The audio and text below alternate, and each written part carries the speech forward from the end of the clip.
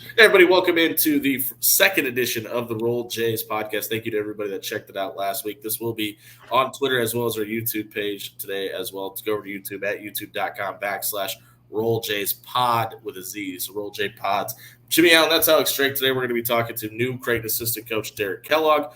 We're going to break down Trey Day. Trey Alexander comes back to Creighton 2 days after the announcement that Ryan Kalkbrenner comes back. We already know Baylor Shireman is coming back as well. Alex, for you, of those three guys, who was the biggest addition? For me, it's Ryan Kalkbrenner. Now, that's not to take shots at anybody else, but we heard Murph talk about it last week, right? Everything defensively is funneled through him. He is special on that end of the floor, and I don't remember where he finished, but most of the season for the last 2 years, he's been top 5 in field goal percentage. So number 3 last year. At the end of the season. Yeah, number three last year. So it is Ryan Kalkbrenner. And then for me, 1B, it's 1A, 1B. 1B is Trey Alexander, just because he is so dynamic on both ends of the floor. It's really hard to leave Baylor Shireman out at 1C, but I will give him a flat 2. Baylor is a guy that just is always in the right spot, and we heard Murph talk about that last week too. Like, he is just always in the right spot for a defensive rebound. If we can get a little bit more out of him on the offensive rebounding side, like Murph had alluded to, sounds like that's going to be a concentrated effort. Yeah, he might immediately jump up to 1 for me, because if he gets 3 to 4 more offensive rebounds a game, that helps this team out so much. I expect, but I have the same order that you do, but I expect both Trey Alexander and Trey Alexander and Baylor Shireman to be more deliberate and intentional what they do offensively this year to help their stock going into the NBA the following season. I don't think anybody – I think for this team, this season, and this university, Ryan Kalkbrenner coming back is the most important. But I don't think anybody that has left Creighton before or after is going to help their stock more than Trey Alexander is going to coming back, because I think they're going to showcase him offensively more this year. And for a guy that may have been a late second round undrafted free agent G League guy, I think he has the potential to showcase his skill set and maybe be a top second round, late first round guy if we get the offensive production out of him that it looks like he has the ability to progress to, which is saying something, because it wasn't half bad last season. We'll get to all absolutely. That. We'll get to all that and more. Make sure you follow the show at Roll Jays Podcast on Twitter as well. Alex Drake, Jimmy Allen. We'll be right back with Creighton Assistant Coach Derek Kellogg right here on the Roll Jays Podcast. Do you need a customized online marketing plan and creative campaigns to help scale your business and achieve goals in 2023? Pixel Fire Marketing can not only help you achieve those goals, but we will help you crush them this year. Pixel Fire Marketing lives and breathes digital marketing. Pixel Fire Marketing has experts in strategic content creation, social media marketing, and website development. Check out Pixel Fire Marketing today and attack marketing in 2023.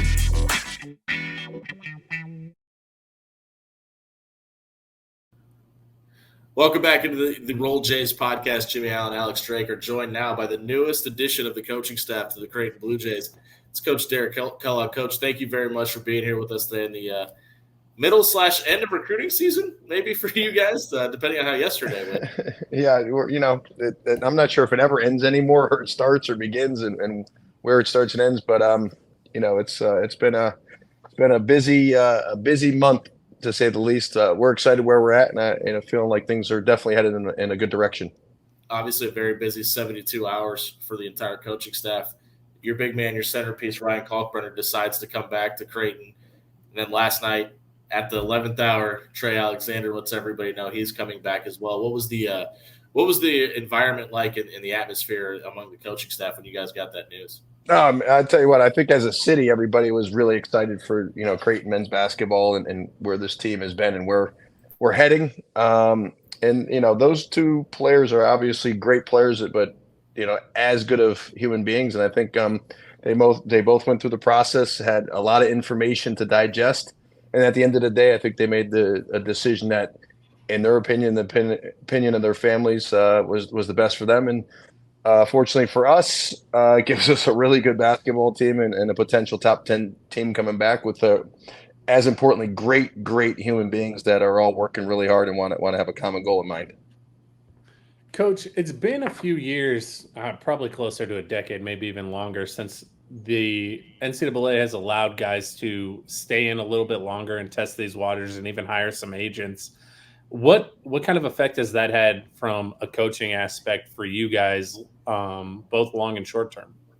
I think for the kids, it's a great situation where they can gather information, having the agents involved. If you're with the right people, I feel like you can get information that is valuable, and they're going to give you an informed decision or help you make an informed decision on what's the best for your future. And the ultimate goal of, I would say, 99% of the college players is to play in the NBA at some point.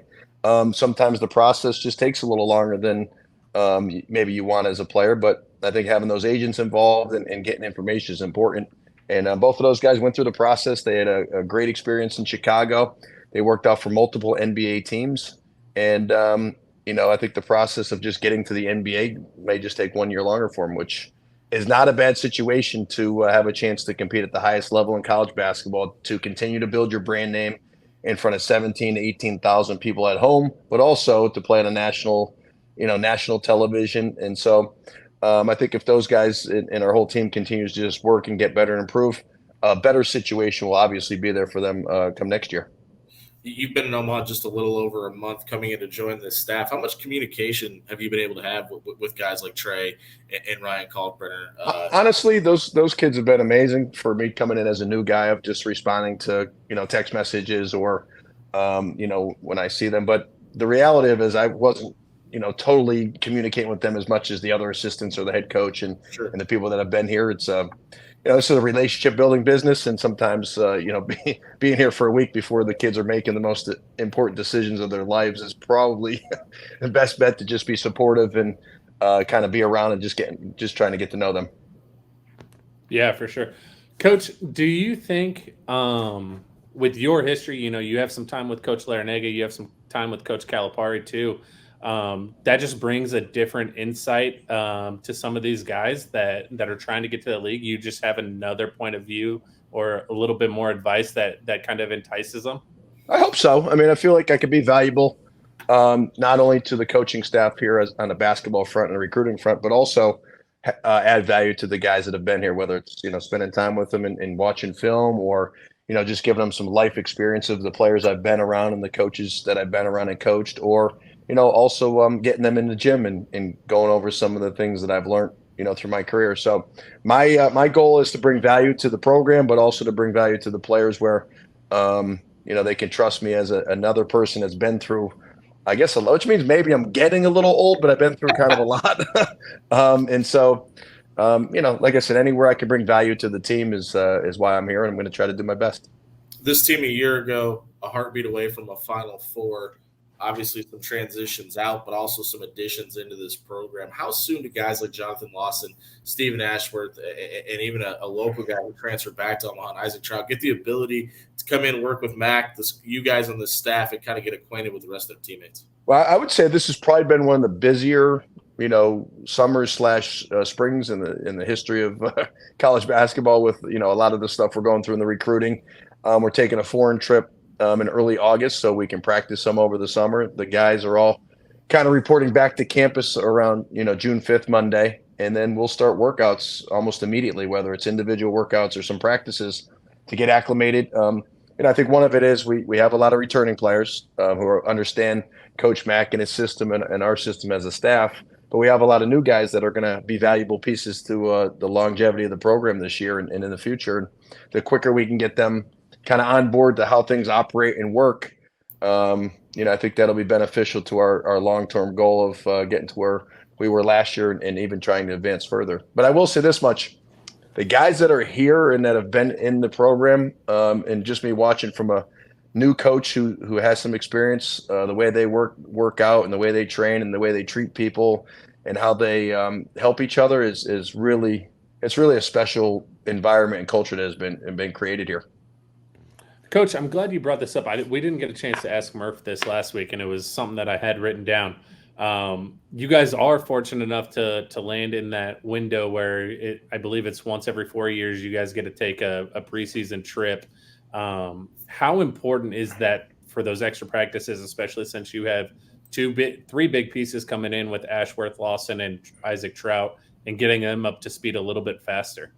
I think it's important for a team building type of deal to get good chemistry with the guys, to get them to get to know each other, and basically get everybody on the same page of how we do things, and make sure that the newer guys and the younger guys are committed to how the guys that have been here are working and getting things in.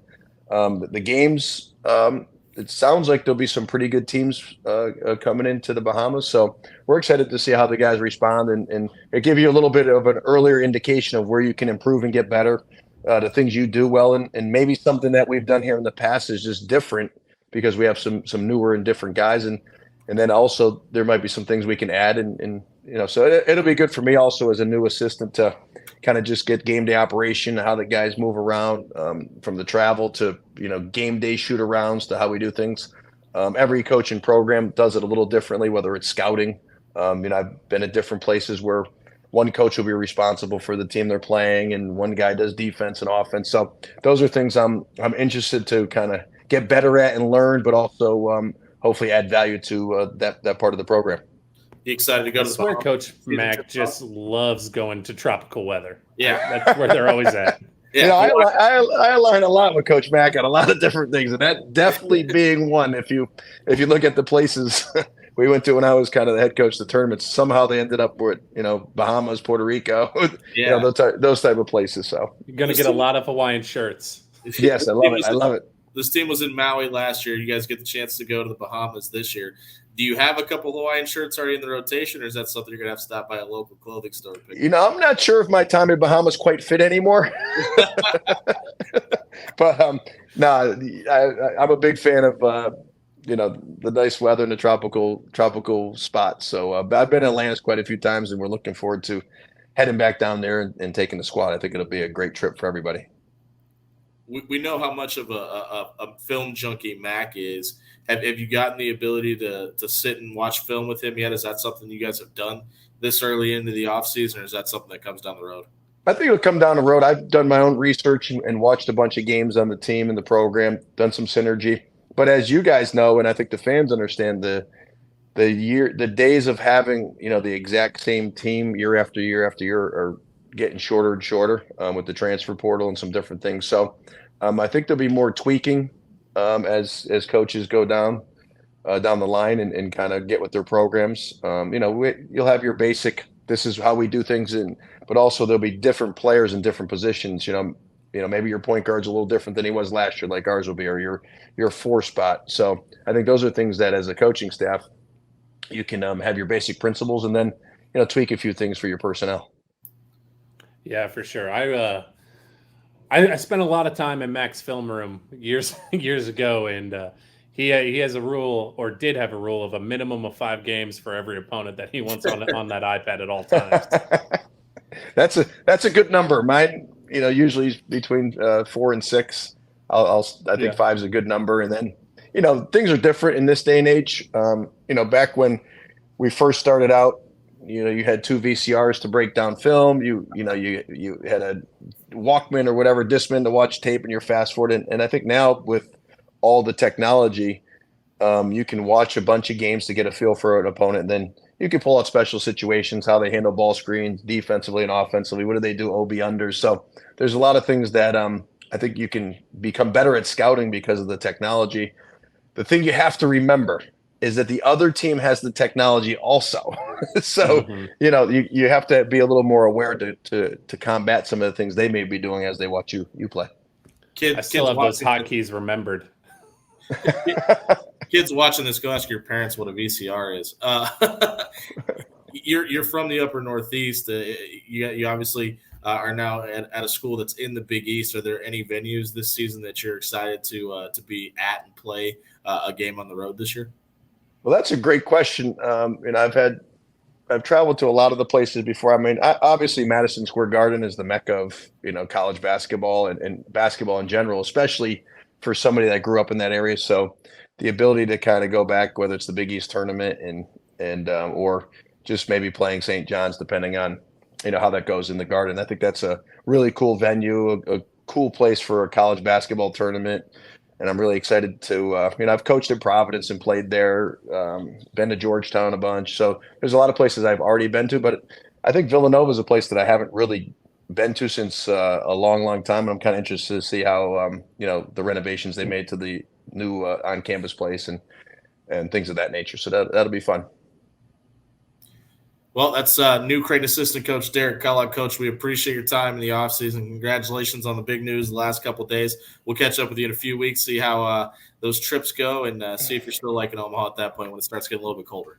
I appreciate that. Thank you, guys, and we're excited. Everything's on, ready to go. All right, that's new Creighton Assistant Coach Derek Kellogg. We'll be right back breaking down that big news from yesterday and a whole lot more here on the Roll Jays podcast.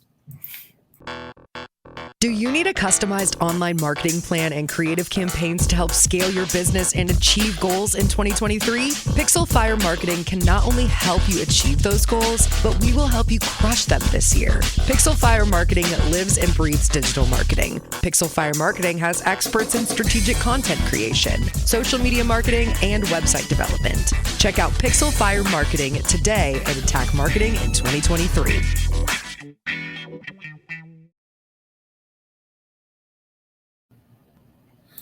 Welcome back into the second edition of the Roll Jays podcast. I'm Jimmy Allen. That's Alex Drake, or Drake before Degrassi on Twitter if you're reading the bottom of the screen at this time. Thank you very much to Coach Derek Kellogg for joining us a moment ago and giving a new insight to what it looks like in Omaha from an outsider's perspective. He just gets hired at Creighton 37 days ago and obviously comes in trying to keep a team together from a year ago that was a heartbeat away from a Final Four and had a lot of national championship implications.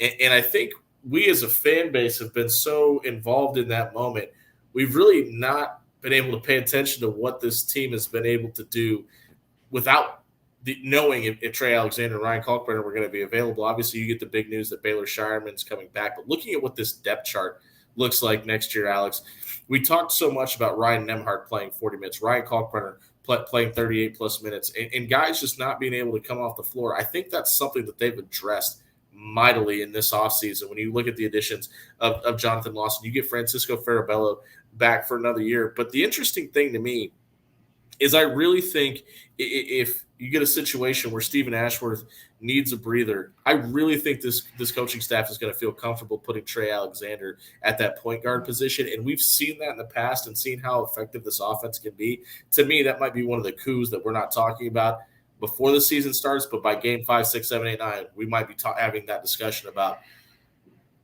how much different does this offense look depending on who's on the floor, and is it more dynamic now that you've got 23 back, and what does it look like with the ball in his hands calling the shots?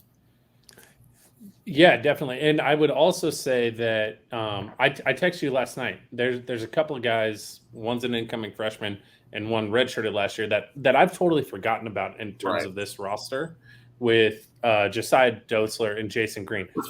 Jason Green, I think, was going to redshirt last year no matter what without the injury. But I think he's somebody that can come in and contribute. I think he was gonna make it tough for them to redshirt him last year if he wasn't hurt, but definitely has the ability to contribute. And I think Dotzler's ready to go now too.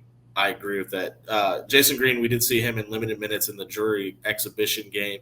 Looked comfortable in a college uniform too. So we're going to see what he looks like being an extra addition, and obviously will be a guy off the bench. But to your point, the talent level he possesses might be hard to keep him over there. And a guy that kind of fit that mold last year is a guy in Mason Miller who, with the Arthur Kaluma transfer out, we're still waiting to see where Art's going to end up at. But with him leaving the program, it really feels like Mason Miller is going to fill that role. Also, Isaac Trout coming in from Virginia, highly touted recruit before he got there. He's a hometown kid, can shoot it from anywhere in the building very successfully, and he's got the size at a legit 6'10" to go with it. We talked about how talented this team was a year ago just because of how good the starting five was. But when you look at what you need to accomplish in March and the need for depth in college basketball now, it really feels like they have a spoil of riches at all five positions, because we haven't even mentioned Fred King yet, who was a contributor in a major way a year ago. Yeah, and how much is he going to improve after a full season and now kind of understanding what goes into it? We heard Coach talk about, they get to go take that off-season trip to the Bahamas this year. Maybe we'll get to go too, but that's huge for a guy like Fred King just to get some more reps. But not only does it seem like we have a spoil of riches with overwhelming talent and some depth that at times last year, very early on, you and I thought that we had, and it just didn't really materialize Right. throughout the season. I think not only do they have a very solid amount of depth now that they were missing last year, they have the ability to change the way their lineup looks at any given moment. I mean, you could see a world where you are playing very big with Baylor Shireman at the 1, Jonathan Lawson at the 2, Mason Miller, Isaac Trout at the 3 and the 4, and one of those bigs, and throwing out a different defense with some sort of a zone or anything. I don't think we'll see that, but you have that capability. Right, and we talked so much last year about, and this is no ill will towards Ryan Nembhard. It's just facts. He was a 6-foot point guard playing in the Big East, and if you can match up with the Sule Booms of the world or those bigger guards throughout that just seem to be at every stop in the Big East along the way, but also have the ability to run the changeup and throw out small ball. It's just a luxury of having the pieces that it looks like 1 through 11 Creighton has this season. And I really wonder how much we talk. I mean, I think there was a lot of panic throughout the city of Omaha when this guy was transferring, that guy's transferring. You have guys like Xander Yates leaving, and obviously Sharif Mitchell leaves because of graduation. He goes to Ohio. And some names people were expecting to be around for another year aren't going to be available, are looking at the long-term plan that this coaching staff put together. And I dare say you have a more talented team than a year ago. And I say that to say this. What do expectations look like now that we've seen this roster? Are they lower than a year ago because you don't have as many pieces, or are they higher for you personally because the talent ceiling seems to be higher than it was a year ago? I think my ceiling is about the same as what it was last year. I think you got to get to the Sweet 16. Now, obviously, I think this team definitely has a shot at another Elite Eight, and they have a legitimate shot at a Final Four, just because you have so many different things that you can do with this lineup. It's crazy to say that a projected small ball lineup with this team is still going to be bigger than our biggest lineups last year. Which just gives you so much more freedom. The hardest part for this team, and I said it last year too, is going to be managing expectations, managing personalities, and getting the newcomers to fit in. Now, you have a guy like Baylor Shireman, who was wanted by everybody when he came in last year, who can kind of help guide those 3 new guys that are coming in and say, hey, this is how you have to do things as the new guy. And maybe he can help them gel a little bit quicker than what we saw on the floor last year. For me, though, I've said it. You got to consistently be a Sweet 16 team. We've been there 2 out of the last 3 years. I would be very disappointed if they don't get back to the Sweet 16 this year. I don't think that we're at the point yet where we're at Kansas, North Carolina, Duke, and we're like, oh, it has to be Elite Eight or bust or Final Four or bust, especially since we haven't been to a Final Four. But I am more confident in this team making a Final Four today on June 1st than I was last year, even in November. Is any of that because we saw how close they were to a Final Four, and Creighton hasn't even touched the Elite Eight before a season ago? And everything we just talked about in the last 7 minutes about the additions they've made, or is it a matter of the talent level versus what we've seen in the past? I think it's a mixture of the two. Obviously, seeing how close you got last year, and you're seconds away, you're one missed layup or a bad foul call away, right? And then, in my opinion, this all remains to be seen, but I feel like we've upgraded, and the guys that we lost were big-time contributors. It's going to be hard to replace Ryan Nembhard and the things that he can do offensively, but did you get a little bit better defensively? I think so. Arthur Kaluma, when he's on, we both agree he's very special. But are you losing some of his attitude, which I think helped carry this team through the dog days when they were struggling? Probably a little bit. Who steps into that role? So there's going to be some guys who have to step into new roles that maybe they haven't done before. But I think across the board, this team is slightly more talented. They are definitely longer, which we've seen how big of a factor that can play come March. Yeah. For me, I think my expectations are the Elite Eight, and I say that because even for Mac last year was a learning experience. He never reached that level of success prior in his career, and winning is a learned skill, even at a level as high as the head coach at Creighton is at right now. And you now see what you have to do and can manage expectations while you're in game, and you know how that game ended a year ago and how you can avoid those situations. It's just something else to prepare for. You've seen the rise in talent. I think the Big East is going to be even better this year if Villanova can stay healthy. And Creighton, we saw what it looked like when they weren't healthy a year ago, and hopefully we don't run in that problem this year. But I feel like they're more suited to handle that problem this year if they run into a similar situation where if one of the starting five goes down. They've got pretty good guys 6 through 10 waiting to fill those spots. This has been the Roll Jays podcast, brought to you by Pixel Fire Marketing. Tune in next week. We're going to talk to Assistant Coach Ryan Miller, get his thoughts on how things have been handled since the end of the season, what it looks like heading into the Bahamas, and a whole lot more. For Alex Drake, Jimmy Allen, go Jays.